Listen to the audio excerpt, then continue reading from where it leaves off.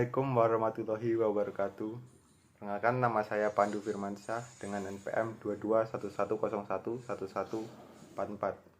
Saya dari Fakultas Ekonomi Bisnis, Prodi Manajemen. Saya di sini akan menjelaskan materi PKKMB dari hari pertama sampai hari terakhir. Yang hari pertama yaitu dengan materi peranan Kepolisian Republik Indonesia dalam mengatasi kejahatan digital. Terkait pasal-pasal yang ada di dalam UU ITE, akhir-akhir ini kejahatan yang merajalela di Lampung yaitu kejahatan kesusilaan yang banyak dilaporkan oleh wanita maupun pria. Dan belum lama ini Polda Lampung meringkus jaringan judi online seperti slot, togel, lalu kemudian banyak pencemaran nama baik yang sebenarnya perlu dilaporkan. Kebanyakan laporan berasal dari perkelahian sesama teman. Di era digitalisasi sekarang, semua orang mendapatkan akses informasi. Oleh karena itu, kita harus menyaring informasi yang masuk agar tidak menimbulkan hoax. Yang adalah materi kedua, yaitu pengembangan karakter mahasiswa sebagai intelektual dan anti kekerasan. Jika Anda belajar dengan sungguh-sungguh, pengetahuan itu akan mendorong kreativitas menjadikan inovasi di era saat ini.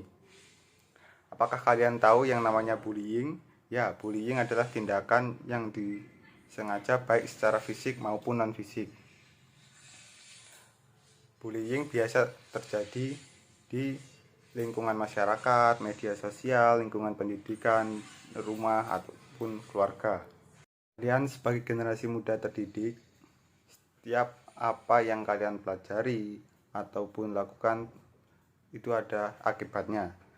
Jadi pikir kenapa yang akan kalian lakukan terhadap orang lain, karena itu bisa saja Anda adalah pelaku bullying. Apakah kalian tahu kewajiban sebagai pemuda? Ya, kewajiban kita sebagai pemuda adalah mempertahankan dan memelihara kesatuan bangsa, mengembangkan kepribadian yang tangguh dan sehat, serta kemampuan berpikir yang kritis dan sintetis, berilmu tinggi dan berketerampilan, serta bermoral Pancasila dan berbudi pekerti luhur. Materi ketiga yaitu penguatan karakter mahasiswa dalam perspektif agama, yaitu kiat-kiat menjaga toleransi ilmu beragama, yaitu saling berkunjung di masyarakat, saling berkunjung bagi para pemuda agama, bertukar hal positif, merawat atau menjaga tempat ibadah, saling menjaga kerukunan antar umat beragama. Itulah materi kita di hari pertama. Selanjutnya ini adalah materi di hari kedua. Materi di hari kedua adalah Merdeka Belajar, Kampus Merdeka. Pilar visi Indonesia 2045 adalah 1. Membangun manusia serta penguasaan ilmu pengetahuan dan teknologi. Yang kedua, pembangunan ekonomi berkelanjutan, pemerataan pembangunan, pemerataan ketahanan nasional dan tata kelola pemerintahan. Adapun tantangannya yaitu industri 4.0, globalisasi, dan bonus demografi. Selanjutnya adalah indikator profil pelajar Pancasila, yaitu 1. Bernalar kritis, kemampuan kognitif. 2. Kemandirian dan independen mencari.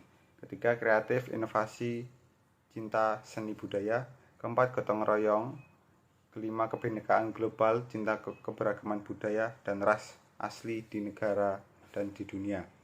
Berakhlak mulia, moralitas spiritual dan etika.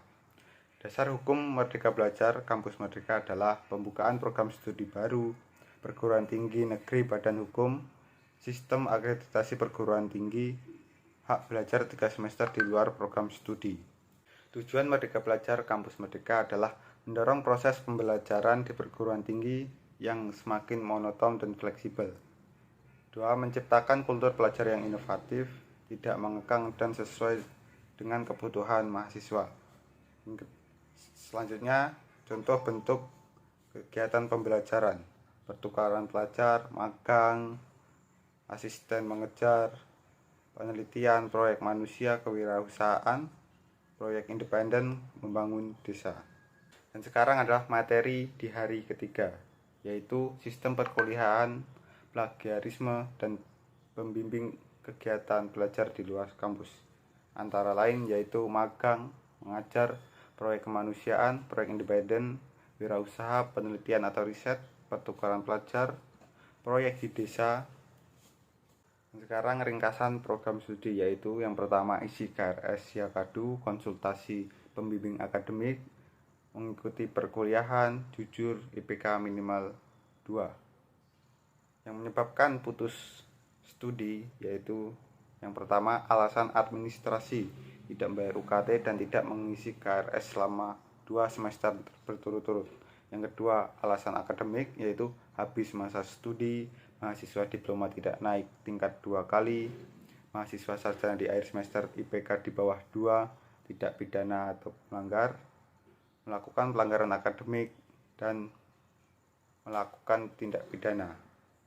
Kedua, pengenalan fasilitas fakultas dan administrasi umum FEB memiliki beberapa fasilitas seperti Student Center, administrasi dan umum FEB, Tax Center, Business Learning Center. Selanjutnya, materi di hari terakhir yaitu tentang pasar modal. Pasar modal adalah kegiatan yang berhubungan dengan penawaran umum dan perdagangan efek perusahaan publik yang berkaitan dengan efek yang diterbitkannya, serta lembaga dan profesi yang berkaitan dengan efek. Fungsi dari pasar modal yaitu pasar modal sebagai sarana penambah modal bagi usaha, pasar modal sebagai sarana pemerataan pendapat, pasar modal sebagai sarana peningkatan kapasitas produksi, pasar modal sebagai sarana penciptaan tenaga kerja, dan pasar modal sebagai sarana peningkatan pendapatan negara.